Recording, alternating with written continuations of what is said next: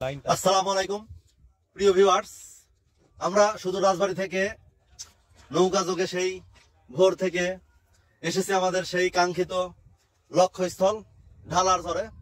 এটি পাবনা শহরে যাওয়ার জন্য এই চর অঞ্চলের মানুষের দুঃখ দুর্দশা দূর করার ক্ষেত্রে অথবা এদের উৎপন্ন দ্রব্যাদি ফসল, বিভিন্ন ধরনের ফসল সহজে পরিবহনের জন্য এই রেলপথটি অত্যাধিক গুরুত্বপূর্ণ ভূমিকা পালন করছে বলে জানান এখানকার স্থানীয় জনগণ।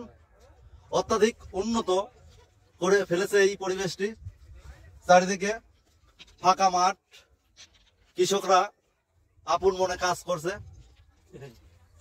আমরা এই মুহূর্তে আছি ঢালার চর। এটি পাবনার মধ্যে, এটি এই চর অঞ্চলের মানুষের দুঃখ দুর্দশা লাঘবের একটি প্রয়াস।